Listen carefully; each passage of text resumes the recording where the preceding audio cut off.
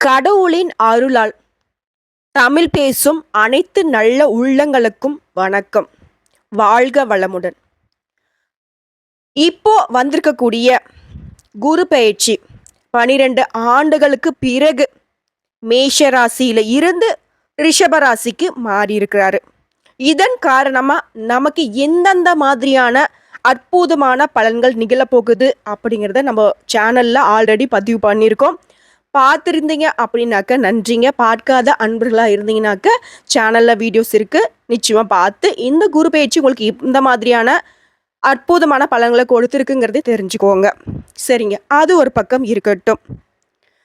இந்த மாதத்துடைய தொடக்கத்தில் 1ஆம் தேதியே நடந்திருக்கக்கூடிய இந்த குரு பயிற்சி ஒரு பக்கம் இருந்தாலும் இந்த மாதத்தில் இன்னும் சில கிரக பயிற்சிகள் நடைபெற போகுதுங்க. அந்த விதத்தில் புதன் பகவான், சுக்கிர பகவான், சூரிய பகவான், இந்த 3 கிரகங்களுடைய பெயர்ச்சி நடைபெற போகுது. இவர்களுடைய பெயர்ச்சி பொதுவா நம்முடைய எல்லாருக்குமே குடும்பம், தொழில், வியாபாரம் இதை எல்லாத்தையும் மாற்றக்கூடிய அமைப்பு இவங்களுக்கு இருக்குங்க. இதன் காரணமா யாருக்கெல்லாம் அதிர்ஷ்டமான பலன் கிடைக்க போகுது அதை தெளிவா தெரிஞ்சுக்கலாங்க. அதுக்கு முன்னாடி இந்த மே மாதத்துல 3 கிரக பயிற்சி நடக்க போகுதுன்னு நான் சொன்னேன். அது எந்தெந்த தேதியில எந்தெந்த கிரகங்கள் பயிற்சி ஆகுறாங்க அதையும் தெளிவா பார்க்கலாங்களா? மே மாதத்துடைய முதல் நாளாக இருக்கக்கூடிய மே 1ஆம் தேதி குரு பகவான் மேஷ ராசியிலிருந்து ரிஷப ராசிக்கு பயிற்சி அடைஞ்சிட்டாரு. அடுத்ததா வரக்கூடிய மே மாதம் 10ஆம் தேதி மேஷ ராசிக்கு புதன் பகவான் பயிற்சி ஆகிறாரு. அடுத்ததான் மே 14ஆம் தேதி சூரிய பகவான் மேஷத்துல இருந்து ரிஷபத்துக்கு மாற போறாரு.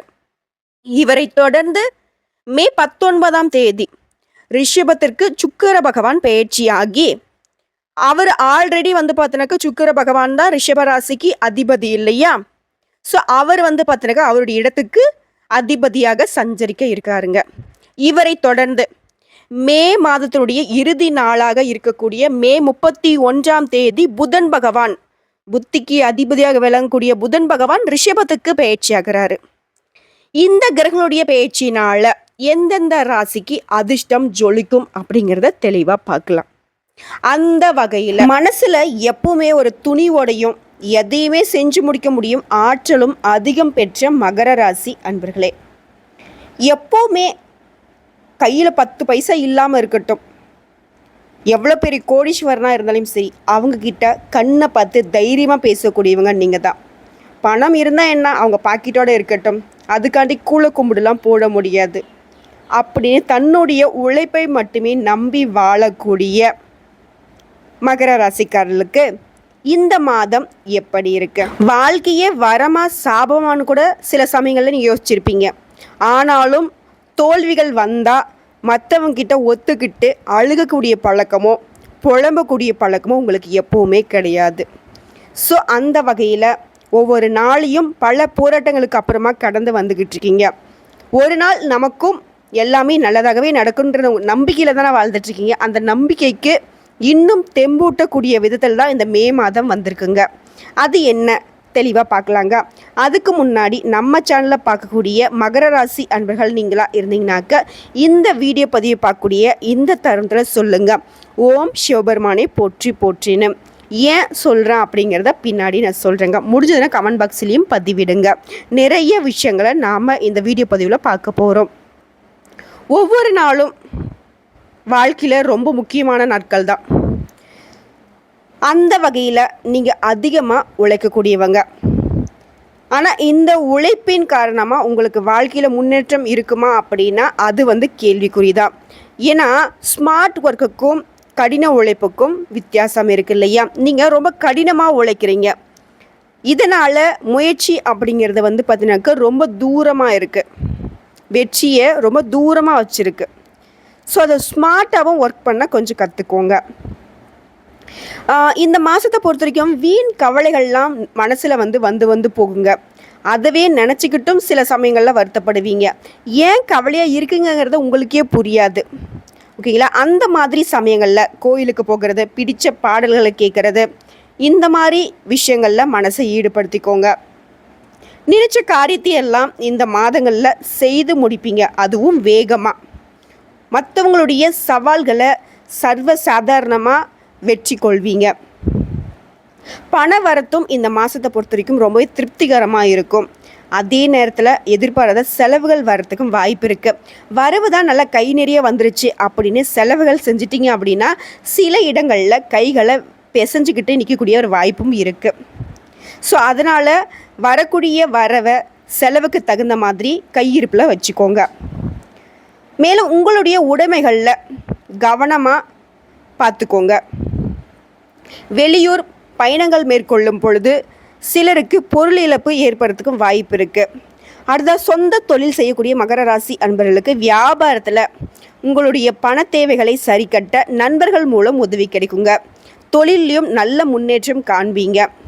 அதற்கான முயற்சிகள் எல்லாமே வெற்றியை கொடுக்கும்.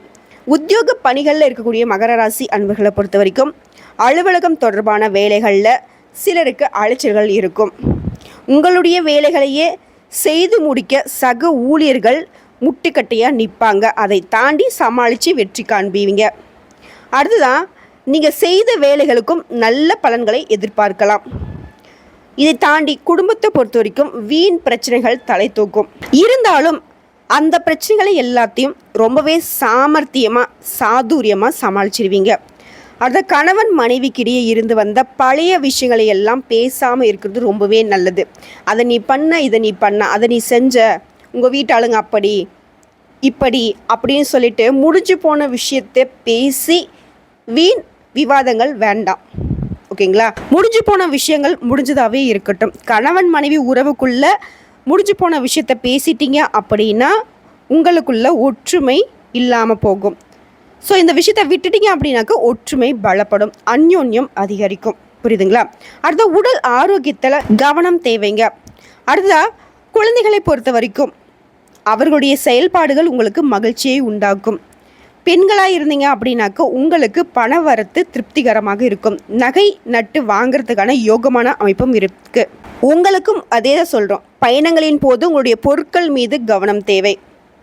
அடுத்த எடுத்த காரியத்தை எல்லாம் முடிப்பதில் தாமதம் ஏற்பட்டாலும் வெற்றி நிச்சயம். அடுத்த கலைத்துறையில் இருக்கக்கூடியவங்களா இருந்தீங்கன்னாக்கா முயற்சிகளின் பேரில் புதிய ஒப்பந்தங்கள் கையெழுத்தாகும். இது என்னன்னு பார்த்தீங்கன்னா, நீங்கள் உங்களுக்கு தேவையான வாய்ப்புகளை தேடி போவதன் மூலயமா உங்களுக்கான வேலை கிடைக்கும். அதை விட்டுட்டு அதுவாக எனக்கு வரும் அப்படின்னு சொல்லி கலைத்துறையில் இருக்கக்கூடியவங்க வெயிட் பண்ணிங்க அப்படின்னாக்க அதுக்கு பலனே கிடையாதுங்க. ஆனால் பொருளாதார ரீதியாக இந்த மாதத்தை பொறுத்த வரைக்கும் கலைத்துறையினருக்கு சிறப்பாகவே இருக்கும். நீங்கள் எதிர்பார்த்த புகழ் பாராட்டுகள் எல்லாமே கிடைக்கும். அடுத்த அரசியலில் இருக்கக்கூடியவங்களுக்கு வாகனத்தை பயன்படுத்துகிறப்போ ரொம்பவே கவனமாக இருங்க. சிலருக்கு உத்தியோக பணிகளில் இருக்கக்கூடிய அன்பர்களுக்கு இடமாற்றம் உண்டாகலாம். அடுத்ததாக இந்த மாதத்தை பொறுத்த வரைக்கும் உத்தியோக பணிகளில் இருக்கக்கூடியவங்களுக்கு இடமாற்றம் உண்டாகலாம். மேலும் நண்பர்கள் மூலம் நீங்கள் எதிர்பார்த்த உதவிகள் எல்லாமே கிடைக்குங்க. பொதுவாக சொல்லினாக்க இந்த மே மாதத்தை பொறுத்த வரைக்கும் மகர ராசிகளுடைய வாழ்க்கை தரமே உயரப்போகுதுங்க. அடுத்ததாக மகர ராசியை சேர்ந்த மாணவர்களுக்கு உங்களுடைய தேர்வுகளில் கூடுதல் மதிப்பெண் பெறணும் அப்படின்னாக்க நீங்கள் எடுக்கக்கூடிய முயற்சிகள் எல்லாமே கை கூடுங்க. வீண் அலைச்சல்களை தவிர்ப்பது மாணவர்களுக்கு ரொம்பவே நல்லது. ஃப்ரெண்ட்ஸ் கூட ஊர் சுற்றுறது இந்த மாதிரி எந்த விஷயங்களையும் ஈடுபடாமல் படிப்பில் கவனம் செலுத்துனீங்க அப்படின்னாக்க நல்ல மதிப்பெண்கள் பெற முடியும். அடுத்ததாக நட்சத்திர பலன்களை பார்க்கலாங்க. உத்திராடம் 2ஆம் பாதம் 3ஆம் பாதம் 4ஆம் பாதம் மற்றும் திருவோணம் மற்றும் அவிட்டமில் 1ஆம் பாதம் 2ஆம் பாதம் இவைகள் சேர்ந்தது தான் மகர ராசி. அந்த வகையில் உத்திராடம் 2ஆம் பாதம் 3ஆம் பாதம் 4ஆம் பாதம் நட்சத்திரக்காரர்களுக்கு இந்த மாதத்தில் இவ்வளோ நாளாக வீடு வாங்கிறதுக்கும் தடை, மனை வாங்கிறதுக்கும் தடை, ஏதாவது சுபகாரியங்கள் செய்யணும், நற்செயல்கள் செய்யணும் அப்படின்னாக்கா தடை மீது தடை வந்துக்கிட்டே இருந்துச்சு இல்லையா? அந்த தடைகள் எல்லாமே மாறப்போகுது. நீங்கள் நினச்ச விஷயங்கள் நினச்ச மாதிரியே ஈடேறி வரப்போகுது. வீடு வாங்கிறது, மனை வாங்கிறது, கல்யாணம், சுபகாரியம் இந்த மாதிரி நிறைய விஷயங்கள் அடுத்தடுத்து நடைபெற போகுது. இதன் காரணமாக குடும்பத்தில் மகிழ்ச்சி நிரம்பி வழிய போகுது. அடுத்த தாயாருடன் இருந்து வந்த மனக்கசப்புகள் நீங்க போகுது. அடுத்ததாக தாய் வழி உறவுக்காரங்கிட்ட இருந்து வந்த மனக்கசப்புகளும் நீங்க போகுது. பெருசாக சண்டை சச்சரவை போட்டு நீங்கள் மனஸ்தாபங்களை வச்சுருந்தாலும் சரி, அது எல்லாமே நீங்கள் போகுது. புதுவிதமான உறவுகளும் நீடிக்க போகுதுங்க. வேலை வாய்ப்பில் இருந்த சுணக்கங்கள் மாறப்போகுது. நல்ல வேலைகள் கிடைக்க போகுது. உங்களுடைய வாக்கு வன்மை கூட போகுது, தைரியம் கூடுங்க. ஆக மொத்தத்தில் இந்த உத்திராடம் நட்சத்திரக்காரர்களுக்கு அமோகமான மாதமாக இந்த மே மாதம் அமைஞ்சிருக்கு. அடுத்ததாக திருவோணம் நட்சத்திரக்காரர்களுக்கு இந்த மாதத்தில் உங்களுடைய பிள்ளைகளின் வளர்ப்பில் கவனம் தேவைங்க. உடல் நிலையில் உங்களுடைய உடல் ஆரோக்கியத்தில் நல்ல முன்னேற்றம் ஏற்படும். மாத்திரை செலவினங்கள் குறையும். அதாவது மருத்துவ செலவுகள் செஞ்சுக்கிட்டு இருக்கீங்க, உடல் ஆரோக்கியம் ரொம்ப பாதிக்கப்பட்டிருக்கு அப்படின்னாலும் சரி, அதில் ஒரு நல்ல முன்னேற்றம் இருக்கும். கணவன் மனைவிக்கிடையே இருந்த கருத்து வேறுபாடுகள் எல்லாமே மாறிய போகுது. இருந்தாலும் வீண் வாக்குவாதம் வேண்டாம், அதில் மட்டும் கொஞ்சம் கவனமாயிருங்க. நண்பர்கள் மூலமும் அனுகூலமான பலன் கிடைக்கும். வெளியூர் பயணங்கள் செல்கிறீங்க அப்படின்னா அதில் பார்த்தினாக்கா உடைமைகள் மீது கவனம் வச்சுக்கோங்க. யாரை பற்றியும் வீண் விமர்சனம் வேணாம்.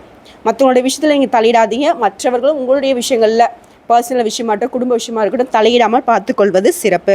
அடுத்ததாக அவிட்டம் நட்சத்திரம் 1ஆம் பாதம் 2ஆம் பாதம். இந்த மாதத்தை பொறுத்த வரைக்கும் தந்தையார் உடல் ஆரோக்கியத்தில் முன்னேற்றம் ஏற்படுங்க. அது மட்டும் இல்லாமல் தந்தை கூட ஏற்பட்டிருந்த கருத்து வேறுபாடுகள்லாம் நீங்கள் போகுது. நீங்கள் வேலை செய்யக்கூடிய இடங்களில் ரொம்பவே எச்சரிக்கையாக நடந்து கொள்ளுங்க. ஏன்னா உங்கள் வேலைகளில் உங்களுக்கு அடி மீது அடி விழுவதுக்கான வாய்ப்பு இருக்குது.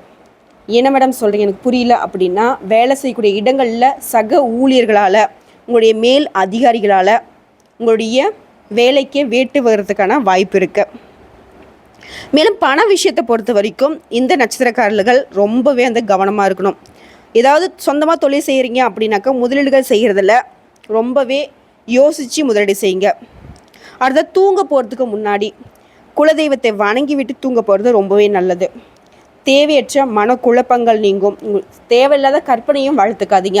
ஒரு சின்ன விஷயமா இருந்தால் கூட சரி, ரொம்ப யோசித்து உடல் ஆரோக்கியம் பாதிக்கப்படக்கூடிய அளவுக்குலாம் யோசிப்பீங்க. அது வேண்டாங்க. ஆக மொத்தத்தில் இந்த மே மாதத்தை பொறுத்த வரைக்கும் நம்மளுடைய மகர ராசி அன்பர்களுக்கு 100%க்கு ஒரு 66% பார்த்தீங்கன்னாக்கா நல்ல விதத்தில் தான் இருக்குது. மீதி இருக்கக்கூடிய விஷயத்தை நீங்கள் சரி செய்யணும் அப்படின்னாக்கா கவனமாக இருந்தால் மட்டும் போதும். வார்த்தைகளில் நிதானம் தேவை. ஒரு செயல்களில் கவனம் இருக்கட்டும். உங்களுடைய உடைமைகள் மீது கவனம் இருக்கட்டும். சுற்றி இருக்கிறவங்கள பற்றின புரிதல் வேணும். இதை மட்டும் ஃபாலோ பண்ணிட்டா போதுங்க. 100% நன்மைகளை தரக்கூடிய விதத்தில் இந்த மே மாதம் உங்களுக்கு மாறிடும். இன்னும் சிறப்பாக இருக்க பிரதோஷ காலங்களில் சிவபெருமானையும் நந்தி தேவரையும் தீபம் ஏற்றி வழிபாடு செய்வதன் மூலயமா உங்களுடைய எல்லா பிரச்சனைகளும் நீங்கும். எங்கும் வெற்றி, எதிலும் வெற்றியை கொடுப்பார் சிவபெருமான். மனசுக்கு நிம்மதியை நிலைநாட்டுவார். அடுத்த வரக்கூடிய சந்திராஷ்டம நாட்கள்னு பார்த்தீங்கன்னாக்கா 16, 17ஆம் தேதிகள் இருக்கிறதுனால அந்த நாட்களில் தேவையில்லாத வீண் வாக்குவாதங்கள் வேண்டாம். வெளியூர் பயணங்கள் வேண்டாம். தொழில் ரீதியாக முதலீடுகள் பண்ணுறது, புதுசாக முயற்சிகள் செய்கிறது, சுபகாரிய பேச்சுவார்த்தைகள் ஏதாவது இருந்துச்சுனாக்கா அதை தள்ளி போடுங்க, தவறே கிடையாது. உங்களுக்கு எந்தெந்த விஷயங்களில் பார்த்தீங்கன்னாக்கா நீங்கள் ரொம்ப ஓவராக உழைப்பை போடணும், நீங்கள் அந்த இடத்துல பேசணும் அப்படின்னாக்கா அந்த நாட்களில் தள்ளி போடுங்க. அதுதான் அதிர்ஷ்டமான நாட்கள்னு எடுத்துக்கிட்டோம்னாக்கா வரக்கூடிய 21, 22ஆம் தேதிகளில் ரொம்பவே அதிர்ஷ்டமான நாட்கள் இருக்குது. இதை பயன்படுத்திக்கோங்க. இன்னும் சிறப்பாக இருக்க ஒரே வழி தான், தினமும் காலையில் வீட்டில் பூஜை செஞ்சுட்டு சிவபெருமானுடைய நாமத்தை ஓம் சிவபெருமானை போற்றி போற்றி அல்லது ஓம் நமக் சிவாயன்னு சொல்லிட்டு அன்றாட வேலைகளை தொடங்க. ஒவ்வொரு நாளும் உங்களுக்கு நல்லதே நடக்கும், நல்லது மட்டுமே நடக்கும்னு சொல்லிட்டு இந்த வீடியோ பதிவை இதோட முடிச்சுக்கிறேங்க.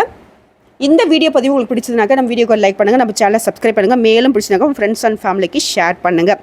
வாழ்க வளமுடன்.